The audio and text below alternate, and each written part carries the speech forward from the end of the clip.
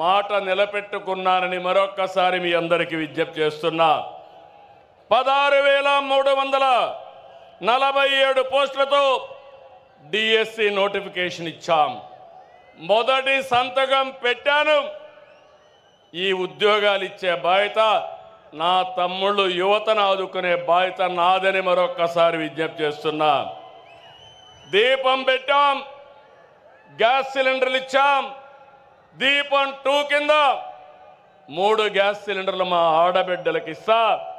ప్రతి 4 నెలలకు ఒకసారి మీ అకౌంట్లోనే డబ్బులు వేస్తామని చెప్పి కూడా నేను మీకు తెలియజేస్తున్నా. తమిళ ఉమ్మడి రాష్ట్రంలో ఎస్సీ వర్గీకరణ తీసుకొచ్చాం.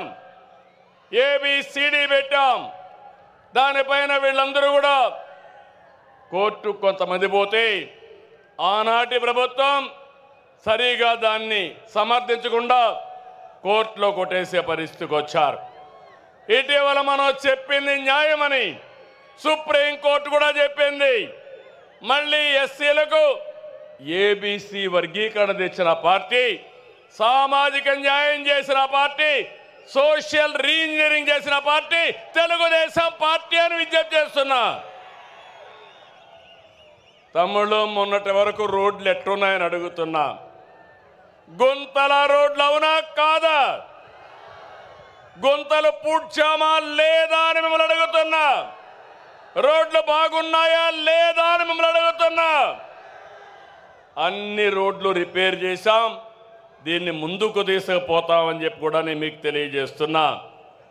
ఏ ఒక్కరూ ఆకలితో బాధపడకూడదని 203 అన్నా క్యాంటీన్లు తిరిగి ప్రారంభించాం.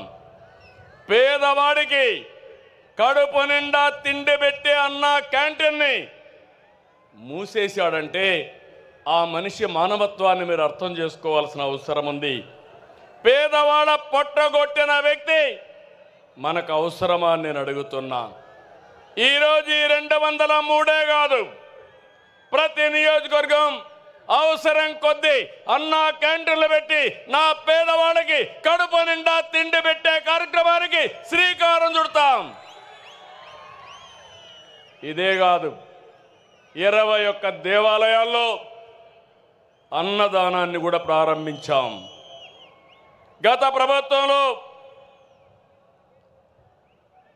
నిధులన్నీ కూడా డైవర్ట్ చేసి దుర్వినియోగం చేశారు. దీంతో కేంద్రం మన రాష్ట్రాన్ని బ్లాక్ లిస్ట్లో పెట్టారు. ఎప్పుడు కూడా కేంద్రం నిధులు తీసుకోవాలి, మనం మ్యాచింగ్ గ్రాంట్ పెట్టాలి. అది పెట్టకుండా పోయిందానివల్ల పూర్తిగా నష్టపోయాం. నేను వస్తానే 94 కేంద్ర ప్రాయోజిత పథకాల్లో 73ని పునరుద్ధరించాం. ఇది మన చిత్తశుద్ధి అని చెప్పి కూడా నేను మీకు తెలియజేస్తున్నా. ఇది కాకుండా తెలుగుదేశం పార్టీకి ఎప్పుడూ వెన్నెముక బీసీలు. తమలో నేను మీకు అండగా ఉంటా. బీసీల పార్టీ తెలుగుదేశం పార్టీ. బీసీలు తెలుగుదేశం పార్టీకి వెన్నెముక బీసీలు. మిమ్మల్ని రాజకీయంగా, ఆర్థికంగా, సామాజికంగా మీ అభివృద్ధికి ఎప్పుడూ పెద్దపీట వేస్తా. అందుకని మొదటి నుంచి కూడా వెనుకబడిన వర్గాల్ని పైకి తెచ్చుకున్న పార్టీ తెలుగుదేశం పార్టీ. మొన్న బడ్జెట్లో 47,456 కోట్లు పెట్టాం. నాయి బ్రాహ్మణులకి గౌరవ వేతనం 25,000కు పెంచాం. చేనేతలు జిఎస్టీ ఎత్తేసాం. పవర్ లూమ్స్ 500 యూనిట్లు, హ్యాండ్లూమ్కి 200 యూనిట్లు ఉచిత విద్యుత్ ఇస్తున్నాం. గీత కార్మికులకి మద్యం షాపులో 10% రిజర్వేషన్లు పెట్టిన party Telugu Desam party, NDA government. మత్స్యకారులు ఉపాధి దెబ్బతీసే 217 జీవోని రద్దు చేశాం. మత్స్యకారులు వేటకు పోయే సమయంలో పోలేకపోతే హాలిడే ఉండేటప్పుడు 20,000 రూపాయలు చొప్పున 259 కోట్ల రూపాయలు అందజేశాం. యాదవులకి, కురబలకి గొర్రెలు కానీ ఆవులు పట్టుకోవడానికి ఆర్థిక సహాయం చేస్తాం. స్వర్ణకారుల కార్పొరేషన్ ఏర్పాటు చేశాం.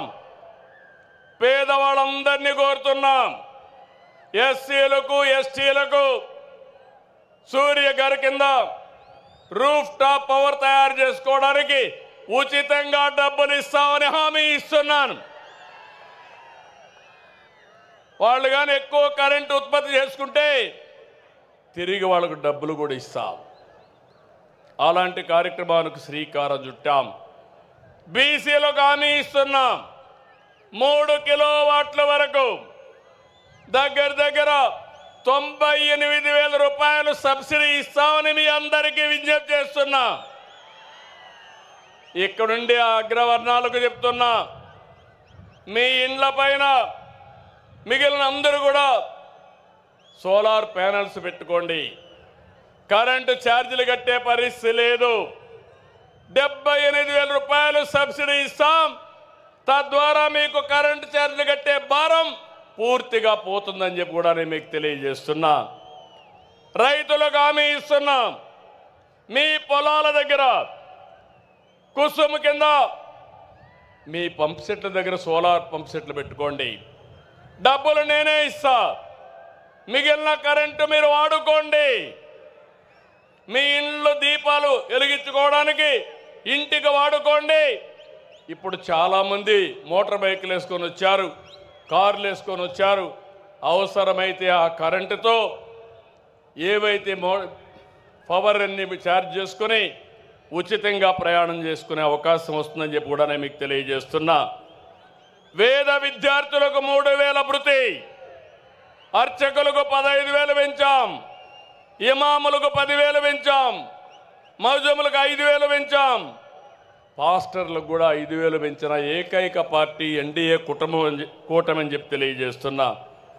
ఆర్య వయస్సుల ఇలవేల్పు శ్రీ కన్యకా పరమేశ్వర అమ్మవారి ఆత్మార్పణ దినాన్ని అధికారికంగా చేస్తున్నాం. అమరావతిలో పొట్టి శ్రీరాములు మెమోరియల్ కింద 5 ఎకరాలు భూమి ఇచ్చి అక్కడ ఆయన విగ్రహం ఏర్పాటు చేస్తాం. ఇది కూడా ఏర్పాటు చేస్తామని చెప్పి నేను మీకు తెలియజేస్తున్నా. జూనియర్ న్యాయవాదులకి భృతి చెల్లిస్తున్నాం. ఇది కాకుండా ఈరోజు మీరు ఒక్కసారి చూస్తే ఉద్యోగస్తులందరూ కూడా టీచర్లకు మేలు చేసేలాగా 117 జీవో రద్దు చేశాం. పోలీసులకు 213 కోట్లు సరెండర్ లీవ్ సొమ్ము చెల్లించాం. గత ఉద్యోగుల అవమానాలకు గురి చేసింది, వారి పిఎఫ్ను కూడా కాజేసింది. నేడు మన కూటమి ప్రభుత్వం 1వ తారీఖున ఉద్యోగాలు ఇస్తున్నాం. ఒకేసారి 7,500 కోట్ల రూపాయలు వాళ్ళ డబ్బులు డైవర్ట్ చేసి తిరిగి వాళ్ళకి ఇచ్చిన ప్రభుత్వం కూటమి ప్రభుత్వం అని చెప్పి కూడా నేను మీకు తెలియజేస్తున్నా. అంగన్వాడీలు ఆశాలకు 1,50,000 లబ్ధి వచ్చేట్టుగా గ్రాట్యుటీ అమలు చేస్తున్నాం. తమ్ముళ్ళు, ఆడబిడ్డలు మీరు చూస్తున్నారు. గత ప్రభుత్వంలో చేసిన దుర్మార్గాలు, భూ మాఫియాలు, ప్రజల్ని ఇబ్బంది పెట్టిన విధానం ఏ విధంగా చేశారంటే పెద్ద ఎత్తున భూముల విషయం కానీ ఇంకా ఇవన్నీ చేస్తే మనం వస్తానే ల్యాండ్ టైటిలింగ్ రద్దు చేసింది తెలుగుదేశం ప్రభుత్వం అని మీ అందరికీ హామీ ఇస్తున్నాను. అదే మనం రాకపోయి ఉంటే మీ భూములన్నీ గోవిందా గోవిందా ఆ భూములన్నీ వాళ్ళ అకౌంట్లోకి పోయేటివి. అయినప్పటికీ కూడా ఎంత గోలుమాలలు చేశారంటే మీ భూమి కబ్జా చేయడానికి మీ భూమిని 22A పెట్టి మొత్తం రికార్డ్స్ అన్ని అస్తవ్యస్తం చేసేశారు. గందరగోళంగా తయారైనాయి. నేను అన్ని సమస్యల్లో పరిష్కారం చేయగలుగుతున్నాను, కానీ ఈ సమస్య జటిలం అయిపోయిన దానివల్ల చాలా టైం తీసుకుంటా ఉంది. నేను ఈ సభలో మీకు హామీ ఇస్తున్నా, రాబోయే మహానాడుకి భూ సమస్యలు పూర్తిగా పరిష్కారం చేసి మీకు అండగా నేనుంటానని మరొక్కసారి హామీ ఇస్తున్నాను. తమ్ముళ్ళు, టెర్రరిస్టు దేశానికి చాలా ప్రమాదం, ప్రపంచానికే ప్రమాదం.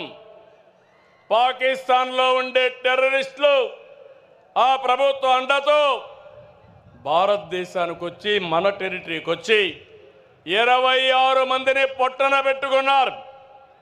మన ప్రధానమంత్రి నరేంద్ర మోడీ గారు నా ఆడబిడ్డల